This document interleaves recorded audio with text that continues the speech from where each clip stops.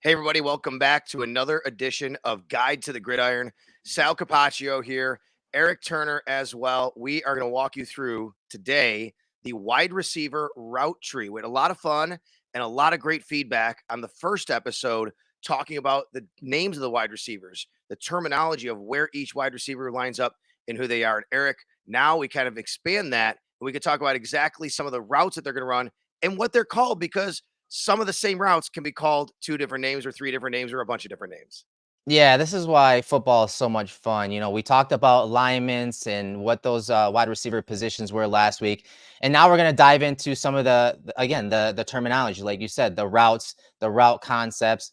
And one thing that we need to really throw out there, Sal, is that with each team and each playbook, and all the different coaching trees, they're going to have their own terminology, and so we're going to try to throw a few out there that we know personally, growing up through the system, playing in the game, obviously coaching the game, but also we're going to tie it back to the Bills a little bit, and we just need to understand, fans to understand that it's a language, and so there are going to be a lot of different names for these routes and route combinations. And so we're just going to try to whittle it down to a few so that you guys understand it when you hear it on Sundays. All right, let's just get a couple house cleaning items before we get to this. We are on audio and video. Of course, if you're watching us, you're going to see the graphics. You're going to see everything kind of put in play in front of your eyes to help you understand the game. Like we're trying to understand you through this video series, and we appreciate that. But if you only listen on audio, you can still get a lot of the gist of it, and it's okay. So you can find us on iTunes, wherever you pod, basically, and of course Yes. on video. And on video, we're a couple of different places. We're trying to make this available to everybody as much as possible. And of course, Cover One, they do a great job over there. Eric and his team, you can find it on their YouTube page. Mine as well, Sal Sports on YouTube. Eric from Cover One. I'm at WGR Sports Radio 550. This is just something that Eric and I got together to do to help football fans as we prepare for the 2023 season. Also, we've had a great amount of feedback. We really appreciate it from everybody. Let us know if there's something that you want to learn, want to know. We have a lot of plans for things that we think people should want to know, but sometimes there's things, Eric, that, you know what, I guess we should go over that because football has Yeah. evolved and changed over the years, and that's pretty cool. Yeah, and that's the thing, once the season starts and we have, the grind of covering on the sidelines for you, your radio spots, and what we do with the film breakdowns and stuff at Cover One, a lot of times we get caught up in the jargon and we just throw these terms out there and really just gloss over them, and we lose some fans because of it. So again, we're trying to slow the game down and really encompass all of the average fans as well that are maybe even just learning the game so that you guys can stay up to speed when you're watching the game live. Don't ever be afraid to ask everyone. I think that's part of the issue sometimes. People have told me, I'm sure they've told you, Eric, man, I No really doubt. never knew what that meant, but I was afraid to ask. Thanks for explaining it. Don't worry. Football can be a real football people like to get to football terminology and they have so Yes. many different terms and nobody really it's kind of kept private or secret. It shouldn't be, of course, right? I mean, it's everybody's game. It's a Right. game we all love. We want to enjoy together. So let's do it. Let's talk about what we call a route tree. It's called a route tree because it looks like a tree. It looks like branches. It looks like something coming out of the ground Right. with a bunch of leaves coming off of it and branches coming off of it. And when a team says the route tree, they're basically referring to all the different passing routes and that running routes through passing that a wide receiver or a tight end would run. And we're going to start at the bottom and work our way up. And now let's do it this way first, Eric. Let's talk about in and out so everybody's kind of clear on where we are here. So what you Right. see on your screen is a route tree. I'm gonna pretend. Let's pretend of what you're looking at, folks. Let's pretend the quarterback is where the ball is. See ball at the bottom left, this way to the left. Okay, so anything that goes towards the quarterback would be in. Everything that goes away from the quarterback towards the sideline would be out. So if the ball was on the other side, where you see at Matt Bowen, who is a part of this graphic, Eric can tell you that Yeah. in a Thanks to second. him. Yeah, if Matt Bowen is that's where the ball is, then anything to the right would be in, and anything to the left would be out. It's just a basic concept that you should know. And I'll tell you, growing up, I was a wide receiver at my young age. I wasn't really big enough to play a lot of other positions. I had good hands. I could run, so that's why. Right. I had different coaches tell me different things about which foot should be forward, Eric. Like if I'm on the left or I'm on the right or what route to be run. All those different nuances come into play. Yeah, and when you talk about that footwork and what foot's forward versus back, that's important because usually these routes are based on steps, right? And so if you have your inside foot up first, it's going to hit on a certain step on a certain type of break on a certain type of route. So that's why that's important. And one thing to keep in mind too with these routes and the route combinations that we go through later are that typically the depth of these routes. So in that bottom quadrant there, you see it's 3-step routes. Those 3-step routes are matching up with the quarterback's drop. So usually a 1 and 3 step type of drop from a quarterback, typically from under center. It changes a little bit with the quarterback in shotgun, but typically the depth of the route matches the depth of the drop by the quarterback. So again, it's in rhythm, the timing's good, and you're hitting those passing windows. What did you play? You were a running back, weren't you? I played running back, yes. So as a running back, I think generally you got to know the entire route tree, but you're not going to run everything in the route tree in most offenses, right? No, no. Of course, you do have to, split out at times in some of those spread formations. But for running backs, when you look at playbooks, there's a whole separate route tree just for running backs. What you're doing, whether it's a check release, straight to the flats, Texas routes where you're running, over the middle. So there's usually in a playbook, there's usually a separate route tree just for running backs. Yeah, that's something maybe we can get into even a little bit later in No another doubt. episode. In the meantime, all right, let's start with this route tree for wide receivers. Let's start at the bottom and the typical slant route, which can be run from in a number of different ways as far as depth is concerned. It's one the Bills really do like to run. But let's start with the slant route and why it's called a slant, what it looks like. Right. And so the slant route is usually, ideally, it's 3 steps. So on that third step, you're making that 45-degree break to the middle of the field. But as you said, there are other versions of a slant. So sometimes offenses will have a tag where it's a run, but they tag it with a slant. And usually that's a 1-step slant. That's a now route where you're taking 1 step as a receiver and then breaking towards the middle of the field. But there are also 5-step slants. And the Bills run a lot of these with Diggs, with Davis off of RPOs. A lot of people call them glance routes. So slants come in many different variations. 1, 3, and 5 are the most used. And the funny thing about it last year is that Stephon Diggs, as a receiver for the Bills, was the second most in targets with 26 slant routes, 26, second most receptions with 21 on slant routes, second most yards with 279 yards. And he was tied for first in touchdowns on slant routes with 2. Amazing. When Eric says RPO, he means run pass option. It's when you see Josh Yes. Allen put the ball in the belly of a running back. You can say, oh, I can give it to him and let him run. But no, guess what? I got Stephon beating this guy on the slant. So I'm going to throw it there. And the Bills have been very good at that. Let's go to the next route you see on your tree, which is up the ladder a little bit. It's the quick out, which is called the flat. I like talking about this one because when I was a kid, that was like the first passing route I ever learned. We call it Right. a square out because look at it. It looks like you're squaring. If you actually went back down and over, you'd have a literal square, right? So that's why it's called a square out. And it's also a way to remind the wide receiver to kind of put that foot in the ground and turn 90 degrees and just go right there. And you're going right down the line. So that's a square out, but it also can be called a quick out. A lot of different ways that you can call this, but you want to make sure you kind of make it so you're kind of turning the right way. It is different than a slant in that regard. Right, right. And normally, whether it's a square out, square in, usually they're, quick breaking routes, as you said, usually a sharper cut. So growing up, you called it a square in. It's usually, hey, it's a hard cut. But the thing with these in and out breaking routes in that short area, like the quick out and quick in, is that there are, again, variations and levels to how you run that as a receiver. So sometimes it's a sharp 90-degree cut. It's based on footwork. By the time you get to your 5th step, you're breaking out or you're breaking in. But in some offenses, they like it to be a speed cut where you're going to see that wide receiver rounded off on purpose. So sometimes when you're watching the game or you're watching the film after the game, and you're like, man, he rounded that off. Well, some offenses, they want it to be a speed cut. So kind of differentiating the two between a 90-degree sharp cut and the speed cut is something that is in, basically every offense. Yeah, and you can also go in on this, like we said. Eric's talking about Yes. doing the in, quick in. We have a quick out on the graph here. And if you want to go below that, we could do a slant to the out. A lot of times that would be called an arrow, maybe, right? I mean, you go Arrow, right where diagonal, you are, yes. yep, to the spot where you see quick out. If you go from the ball, the black dot, to the quick out there, you might be called an arrow. You're just arrowing right there. You're not even slanting. You're not going straight ahead. You're going right there. That could be an arrow. Let's talk about the hitch. This will look like a curl, but it's quicker. These are the 3-step routes, as Eric has with the blue graphic there. It says 3-step routes. Hitch is a very, very quick turnaround, essentially, I would say.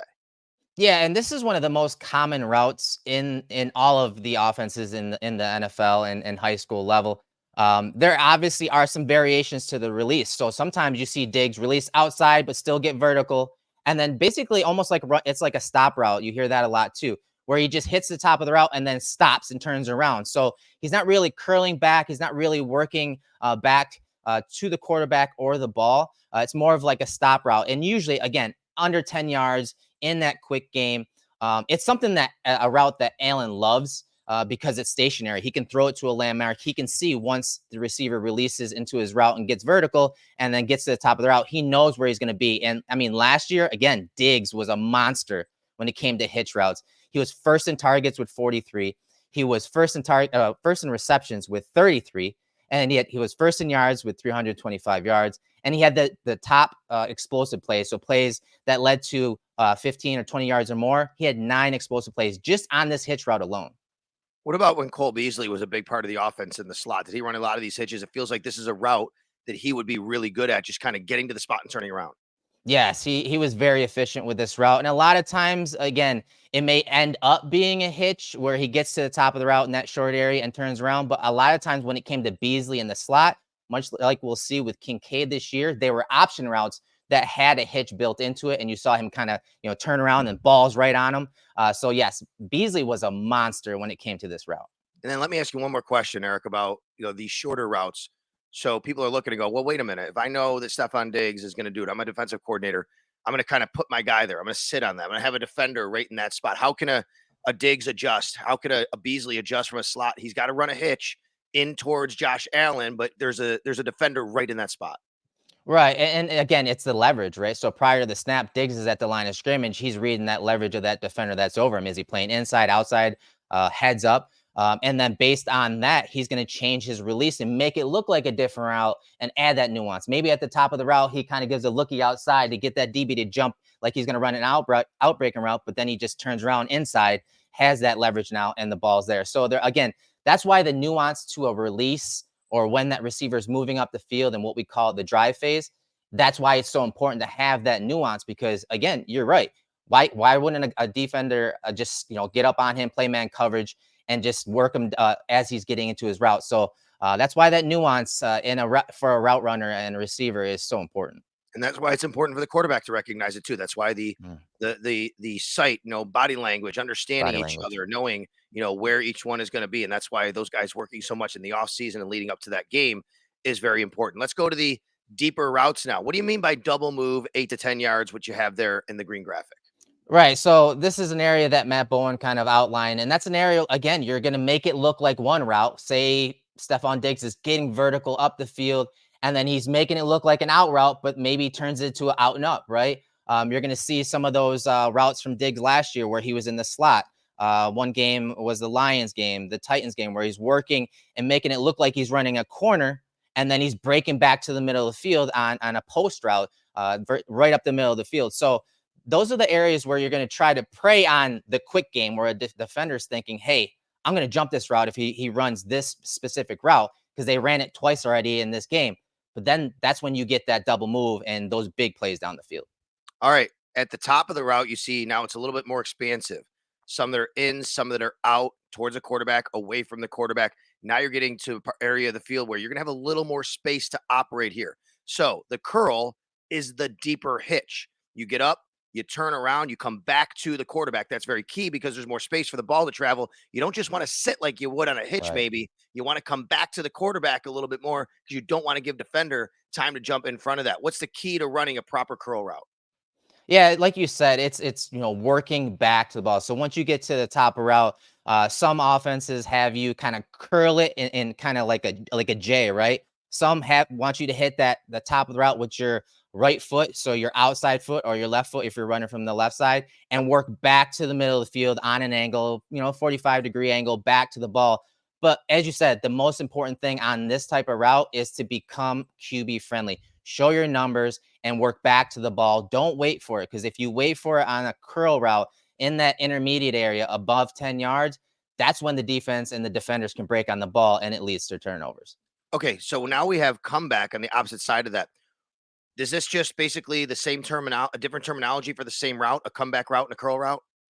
Yeah, and a lot of times the comeback routes usually occur from outside. So the outermost receiver, the X or the Z, not really a slot. Comeback routes are very similar. Breaks at top of the route, you're breaking in the very same manner. But again, you're breaking to the outside, working back to the ball, working to the boundary, becoming QB friendly. And yes, it's just one of those deeper routes, but usually it's run by the outside wide receiver. I feel like Gabe Davis, this is a route he runs a lot. A lot of times you see him on the sidelines grabbing a ball before he goes out of bounds. He does a great job of toe tapping over there. I feel like that's something that Gabe Davis would run. And also, when you have Josh Allen as your quarterback, you better be good at comeback routes.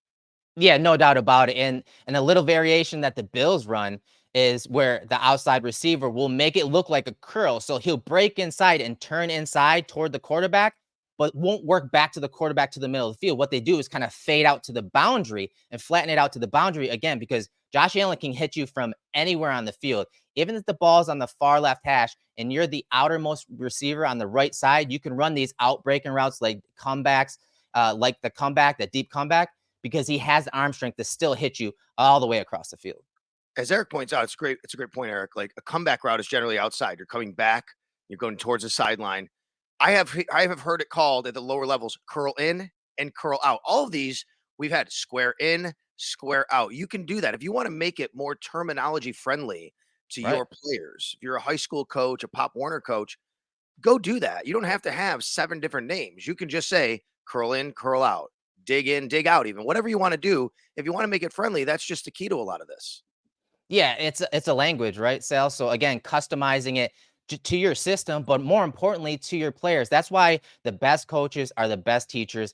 How do I make this relatable to whatever level of player you're having, high school, middle school, NFL level? That's why this game is so great and why the best coaches are the best teachers. That's why we're doing this too, folks. Sal Capaccio and Erik Turner, Guide to the Gridiron. We hope you're enjoying it. Let's get to a little bit more on the passing tree and the passing routes. All right, the next one up is a dig. So this looks very familiar to a square in or an in cut. This is a Right. dig, though. What's the key here? Yeah, the key here, obviously, the depth. Again, it's much like that square in, but you're getting deeper. You're getting into that intermediate and sometimes that deeper area. And I've seen a lot of discourse when it comes to a dig or just a square in at that depth, because sometimes the dig is basically you're getting vertical and then you're running slightly on a 45-degree angle, like you're running a post for 2 or 3 steps, but then you're breaking it flat across the field. So there are some, again, there's some nuance and variations to a dig, but more importantly, again, get to that intermediate area and run that deep breaking, in breaking route across the middle. It's something the Bills do a lot of, obviously. And you mentioned Gabe Davis. He's one of the best at this, especially, and we'll talk about it later, especially when you're seeing a lot of those single high coverages that you see against the Bills offense. One thing I want to point out too is what happens after you make the catch. A coaching point here. If you got kids that you're coaching out there, if you're playing the game a little bit, if you catch a dig route and you're coming across, catch it and get upfield, right, Erik? I mean, Mhm. don't just stay on your path. Obviously, it sounds pretty basic, but it's true. Like a lot of times you'll see someone catch the ball, just continue on their path. It's important to catch that ball, get your head around and turn upfield. You want to score a touchdown. Yeah, I mean, that's why the accuracy and placement is so important Yep. on this route, because if they hit you in stride, you can immediately transition into a runner and then get into that third level and beyond and get some of those yards after the catch. All right, deep out is basically the opposite of a dig. It is different than a comeback, but you really are trying to work the sideline and make sure that you don't leave a lot of room for the defender, but it's got to be really good ball placement. Yeah, same thing with the square out, again, just in that deeper area, 12 to 15 yards. But again, you can have a sharp cut outside, or you could have that speed cut. Again, same thing applies when you're talking about the square out and the deep out. All right, so let's remember we're doing the ball on the left here as you look at the graphic. So everything to the left side would be an in towards the quarterback. If the receiver is on the right and the ball's on the left, everything towards the quarterback is always in. Everything away from the quarterback to the sideline is always out. That's why some of these names you can say in, you can say out. Not Right. really true with our next couple. Post and corner. A post pattern is always into the middle of the field. It's called a post because the goalposts are there. That's why it's called a post pattern. You're running towards the goalposts, Erik. Yeah, no doubt about it. And this is another one. Gabe Davis is a Yep. monster when it comes to this route, getting to that third level, working to the middle of the field. Again, remember, the Bills see a lot of those too high safety coverages. So they have 2 safeties deep. That means the middle of the field is open. And the Bills love to attack it with Josh Allen's big arm and some of the receivers that he has. So that post is usually a 45-degree break to the goal post. Now, again, there's some variations to that. There's the skinny post where Instead of 45-degree break to the middle of the field, it's more of a 20-degree break. And again, you're getting right up the field. As soon as you catch it, hopefully you're catching it in stride, getting up the field. And we talk about Davis on this route last year, on the post route. He had 5 targets, which was 9th overall. He had 3 receptions, which was 6th overall, 207 yards, which was second overall, and 2 touchdowns, which was 1st overall on post routes. As you guys remember, a lot of those yards came against the Pittsburgh Steelers. A lot of those big plays against Minkah Fitzpatrick and that Steelers defense came on that post route from Gabe Davis. It's my favorite route to run. I mean, Erik, you couldn't stop Sal Capaccio on the post route in 1990 in high school. I just want you to know Love that. it. Love it. And then you have let me ask you this before we get to corner. Tell me about a seam. So you say skinny post, seam route, because it's the same thing. You're staying up the seam, but it's inside. So what's the key there in the different nuance? Yeah, a seam route is really based on what coverage you're seeing. So within each coverage, whether it's, again, a single high safety look or a 2 high safety look, each of those are going to have different areas where there's a seam. And a seam is basically just an area up, usually up the seam, up the inside of the numbers, outside of the hash, where based on the coverage, you're having an opening or a gray area between the hook, the curl defender, and maybe a flats defender and, a cover 3 look. So it's each seam is different versus what coverage. But when you hear the seam, it's usually just, creasing what coverage they're playing on defense. I remember going to a Bills game back in the 90s, and the old Houston Oilers, as you know, Erik, they were just incredible throwing the ball and shoot. Right. They were beating him on the post pattern several times. I said to my high school coach, my defensive coordinator, like that week, I'm like, Coach, why did they get beat on so many post patterns? And this is key for like why you understand which routes to run against defenses. He said, and I love my friend Mark Kelso, but he said, well, Leonard Smith, who was a safety at the time, Mark Kelso, he said Leonard Smith is too undisciplined to stay in his spot, and Mark Kelso is too slow to cover for him. That's what he said. And it's true, right? Because, I mean, if you can get 2 guys who you can kind of get to that seam and on the post pattern right up the middle, that's the key to something like this. This is a route you can run against 2 high because you can split the difference if you're manipulating one or the other. Yeah, it's all about getting into space and getting your weapons into space. And again, each coverage is different on the defensive side of the ball, and it's just finding that space with these routes and route combinations.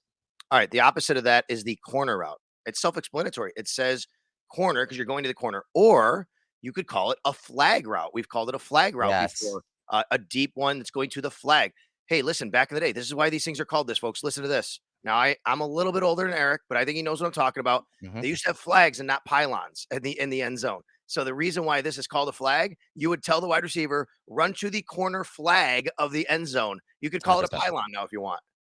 Yeah, and the thing, you see it on the diagram that, it's labeled a 7, and a lot of the old passing route trees and passing systems were numbers-based systems. So all of these routes that we talked about, they had a number system. And usually in-breaking routes, any type of in-breaking route, the slant, the square in, the dig, those would be numbered. And usually it was an even number for us. We always use even numbers to break in and odd numbers to break out. And so you'll see at the top of this route tree, right, you're going to have that corner route labeled as a 7. So when you hear commentators like Tony Romo say, hey, the wide receiver or tight end ran a bang 7 or a flag or a 7 route, that's usually talking about that corner route. And as you said, yes, it was called the flag route because of the flags in the end zones. And that's the thing. That's the nuance behind this, is depending where the ball is spotted on the field, whether you're at the 20 or at the 40-yard line, the break to that corner could be different. Maybe some teams like to run it to the front pylon, so the back pylon. So the angle departure out of the top of that route on that corner route could be different based on what offense that you're talking about. All right, let's talk about the 9 route, the one that everybody loves. It gets everybody out of the stands. It's the deep ball. You can call it a fade, depending on where you are. You can call it a go route, call it a streak, anything you want. But it basically means run as fast as you can straight down the field, and let's see what we can do. Yeah, and as a receiver, you better be keeping your head down till you get to that 20-yard mark, because, again, it's that deep ball. And a lot of times you hear the streak or 9 route called. Again, 9 route, that'd be the number on this. You hear that go route called. Wide receiver, you're keeping your head down, you're running down the field. And a lot of times these type of routes, especially from the outside, aren't really the primary route. Usually it's almost what we call an alert, where, hey, maybe the quarterback gets to the line of scrimmage and they're expecting a 2 high look, but they get a single high safety, and you got one-on-one with Stephon Diggs outside, and you want to hit that alert route. You want to hit that go route. So you hear the quarterback call the alert, and he's going to Stephon Diggs on that one-on-one. So a lot of times that route is either an alert at the line of scrimmage or it's just a clearing route. So you'll see the Bills run digs deep. He's going to take a corner and a safety with him. Now you're opening up a 7 route behind him, a corner route behind him on a sail concept. So that's one of those things that a lot of times a go route is called, and it's not necessarily the primary route. And Davis, again, last year on go routes, again, been one of his bread and butters throughout his entire career. He had 13 explosive receptions on go routes, which was the 5th most last year. And that was only 1 behind Justin Jefferson. Well, that's a great segue into what we're going to talk about to end this and spend a few minutes on. You don't want, if you just keep that up there for 1 second, Eric. So Yeah. take a look at the route tree, everyone. Whenever you see a game and a play and there's 2 receivers in the same spot, generally something went wrong. You really don't Yes. want that, right? I mean, you're like, okay, there's no reason for 2. Why would you have one receiver bring a defender, his defender, into a spot where someone else is getting a target, right? I mean, that's basically the way to do it. So all of these route combinations, these routes have complement routes that you'd say, let's do this with that. And Eric's broke it down real well here on another graphic that we can use and show you a lot of times how these teams will use those route combinations. Let's talk about that and what that would look like. Yeah, and you make a great point. This route tree, they are locked routes, right? A lot of the offenses nowadays are going to have read routes or option routes where, hey, you may be running this, but if you see this coverage or leverage, you're going to run something else. So that is something to keep in mind. Yes, that was a route tree, and those are locked routes, but there are variations to that on any given play. And so when we talk about combinations, now you're taking those routes that we just broke down individually for the route tree, and you're stringing them together in 2 and 3 man concepts. And when you read most playbooks, you're going to have them broken down in that way. Again, running back route tree, wide receiver route concepts, 2 and 3 man concepts. We're going to start with some of the basic ones. And if you guys have more that you want us to talk about, leave a comment in the YouTube description, YouTube comments area that we can talk about later. So, Sal, one of the most common ones is the slant flat. So you're getting that 3-step slant right here on the right side, and you're getting the diagonal route, the arrow route. Again, usually this route right here by the Y is usually 3 yards. So again, the spacing matters, right? Sal, one issue the Bills had last year in Ken Dorsey's first season was the spacing was off at times, as you just mentioned. So this is one of the most common route concepts that wants to attack the outer third of a defense, kind of stretch it horizontally. And the Bills, I know under Dable, called this the D slant. So it was a diagonal slant. Again, different terminology, different names for a lot of these concepts, but that is one that you see a lot on game days. And let's remember how we labeled the receivers. The first episode, we talked about the X receiver, the Z receiver, the slot receiver, and the Y, who is the tight end. So you could basically even tag a play call, whatever a play call sounds like. You could say X dig. You could say S post. You could tag it any way you want to let that guy know, hey, normally you run this. On this play, we want you to run this. Typically, one would be Y. Y banana, right? I mean, that's the famous one from John Gruden. He'd say Y banana. Right. You could say Y arrow on Y this banana. you're Yep. showing. Right. And the thing that has evolved over the last, I don't know, 20 years or so when it comes to offenses and college football is that a lot of times, again, back in the day, it was the Don Coryell system where it was like 989 is a route tree. Well, now it's more conceptual. So again, you can relate to your player. So you hear the Bills talk about, hey, sometimes we have one word names for a route concept or a play, and then everyone else knows what they're supposed to do off that, kind of like what you just said. So this D slant, when they say that in the huddle, they know that what these 2 receivers are supposed to be doing based on that, much like on the other side. So the concept to the left is called levels. Again, you're attacking the second level. So you're going to have the innermost wide receiver running a deeper in, more of a dig type route. And then the outside receiver is going to be running that square in, or what the Bills call an under route. And again, you're attacking usually a second level defender. This one, probably that Sam or nickel defender that you see in the slot there. But you also see it run this way too, Sal, where you're getting that dig right here by the slot and running a drag right here on a drive route. So again, levels concept, you're attacking to the middle of the field, that second level, just another way to attack the middle of the field, the largest area on the football field with these concepts. Let's go back to what you said about calling them with numbers. Like if you're in a 2-minute situation, especially, you can literally just call out a number to the route runner. And I know, like, when I coached high school ball, for us to be able to keep it simple, we would literally just give 3 numbers. You know, you'd say 576, 576. That means the first guy runs a 5, the second guy runs a 7, the next guy runs a 6. Right. It can be that Simple. simple as long as the defense doesn't know your actual what you're doing and what your route combinations are. At the NFL level, it'll be a little harder. There's terminology that gets shared. There's a lot of film breakdown. They know this, but that's a really simple way to keep it, just to tell everybody exactly what route they're running on that particular play as they get up to the huddle, and keep it simple. Yeah, and if you're talking little league and the lower levels, that's the way you usually start because again, you learn the route tree and you break it down that way and relate it to the kids that way. And then so when you're on the field or you're drawing up those play cards, it's very simple. Hey, 9-8-9. I know I need to, two of those three receivers are going to be running streak, go routes or streak routes. So again, it's all about relating to the players that you're teaching, and that's what's great about the language of football. Let me ask you about what you said a minute ago about the spacing with the Bills last year. Did you find that that was more in the design or the personnel that they had some spacing issues, as you put it? I think it's a little of both, of course, because I think when you talk about the different weapons that they had, they were different types of weapons. But also, again, you went from a guy like Cole Beasley that did a lot of those seam and option routes for many years for the Bills, and Josh Allen could read him like a book, to new targets getting in there. And I felt at times that the receivers were given almost too much leeway in their read routes and their option routes and read routes, that it really just kind of congested things at times. And I will say, as the season went on, it did start to sort itself out. So those reps and that experience did Sure. help a lot. I also think that guys like Deontay Hardy, Trent Sherfield, some veterans, they've been in this league, they've played these positions. They're going to help out with this as well, when they're in those spots. Not to say that Isaiah McKenzie couldn't do it necessarily, but I think that they got guys that they really feel can really help out understanding the nuances of what they want from these route combinations. Give us another one here.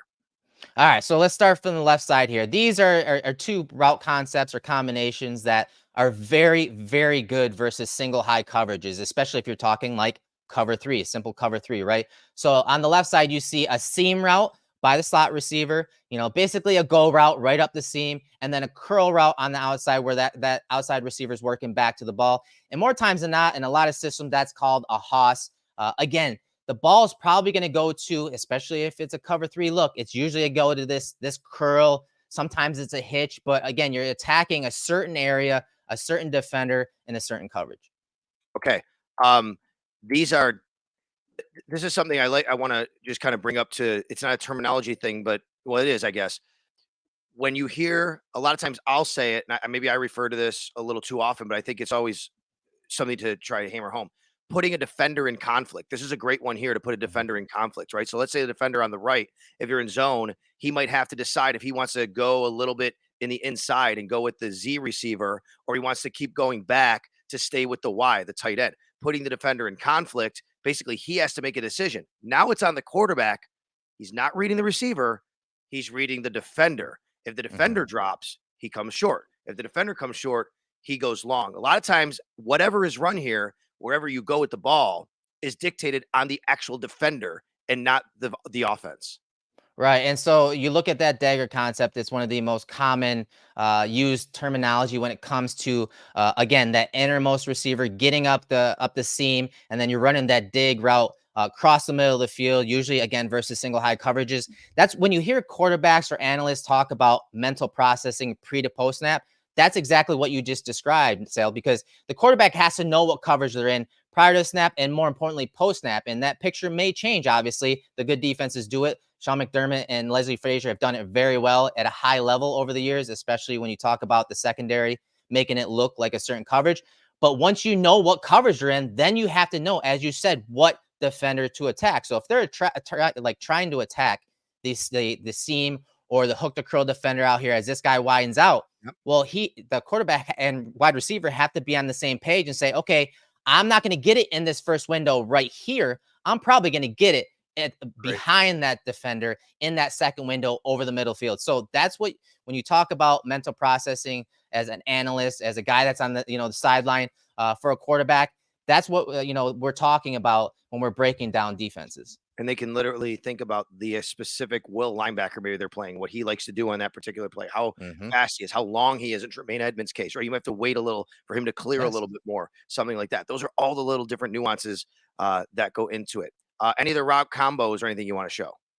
Yeah, there's some more here. So this is a Mills concept on the left side, and usually that's just a dig route behind that second level defenders, regardless of what coverage you're in. You're going to get that deep in breaking route, that dig, that square in, but more in that intermediate area. And then behind it, you're running that post. And this, again, this is a route the Bills love to run because they see a lot of those too high safety looks, and, cover 2, Tampa 2, cover 4. And so this is a great cover 2, too high safety look, coverage beater where you're getting the ball down the field, whether it's between the second level linebackers and the safety levels, or at the third level to the post, to Gabe Davis, to Stephon Diggs down the field. All right. I think this is the good spot to say this because of what we're doing here, and you can maybe even show it. A hot route. All right. So we didn't talk about what hot means. So a hot route is basically going somewhere after a guy blitzes. It's hot, right? The guy blitzes, it's hot. You got to be ready. You got to be aware. It's coming hot. You're firing it in there right away. So let's just say the Sam linebacker who Erik shows is blitzing right here. The Sam linebacker is blitzing. The slot receiver who he's going to highlight is basically going to replace the Sam linebacker.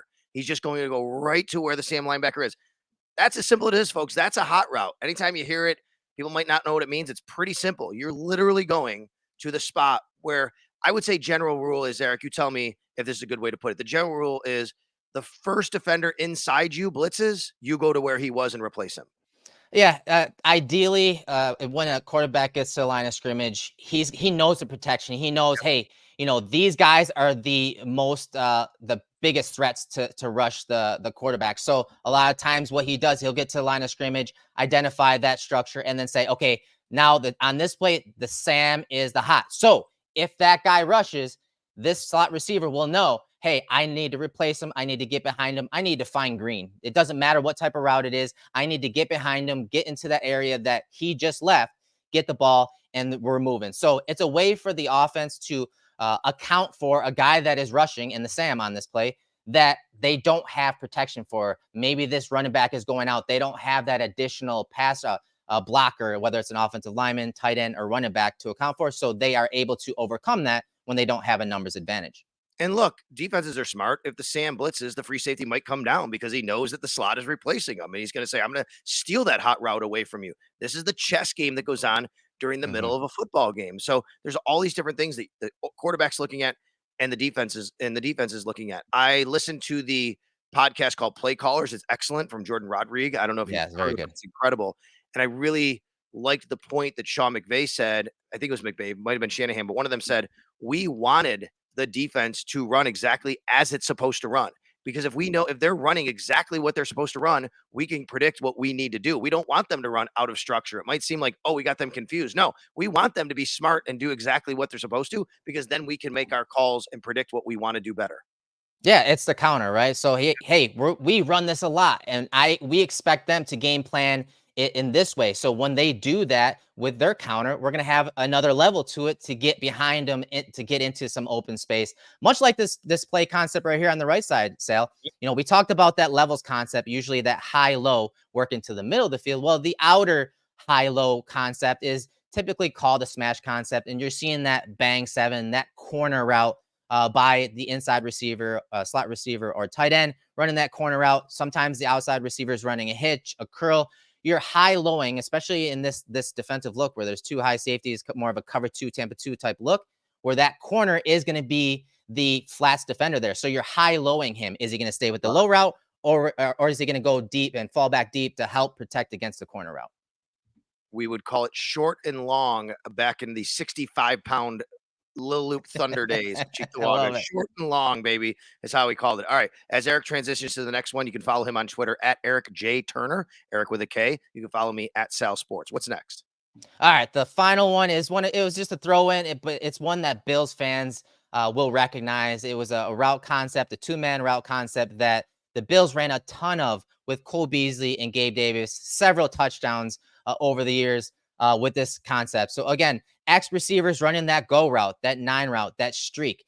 And then Cole Beasley or the slot receiver, you're going to see this again. You're going to see this with Kincaid, because the Bills offense are going to have Kincaid in the slot, and they're going to run this to death. Those option routes, those read routes where he can run that curl and a square out or square in. And so what the Bills used to do is, hey, especially against these 2 high safety looks, is they want this wide receiver, a slot player, to get the attention of the corner out here. So get the attention of that guy. So if he is flat-footed and stays with that option route after they've run it 4 or 5 times, well, guess what? That's when the Bills would hit Gabe Davis down the field for touchdowns. It's a big play. It's a go route. It's an option route. The Bills under Dable used to call it Gotti. It's just one I wanted to throw in because you guys will recognize this when they run it. Yeah, I mean, I remember a few years ago down in Miami, and Josh just threaded the needle in between down the Mm. sidelines in that window right there. Like this is a money ball for Josh. He's really good at this. Yeah, I mean, you guys recall the Steelers touchdown, Gabe Davis in the red zone, where Cole Beasley again caught the attention of that boundary corner, that short side corner. His eyes were looking at Beasley on the option route because if he breaks out, he was going to break on that route. Well, that left Gabe Davis right down the sideline, and as you said, Josh Allen can thread the pass in these what we call the honey hole between the corner down here and this safety. Josh is one of the best at threading that needle. That's the whole shot, right? They'll say he Yeah. Josh says everywhere, yeah, there was a whole shot there, right? Yeah, 100%. Honey hole shots usually between the corner and the safety. And usually, again, in these two high safety looks. All right. I think that's it as far as the route combos. Of course, there's so many others. And if you have any So many. questions about anything we've shown, anything we've talked about, what can be run, what can't be run, how the Bills like to do things. Eric's broke down the film so well with his group over there. You can always ask. We want you to do that. We encourage that. That's why we're trying to do this here today. And we're going to stay on, some other of these terminologies that, you want to talk about that we've already had, but we're going to move on to some new ones, especially on the Yes. defensive side, and talk about some of the things that go along to that side as well, Eric. It's been pretty cool, and I'm glad that we're able to do this.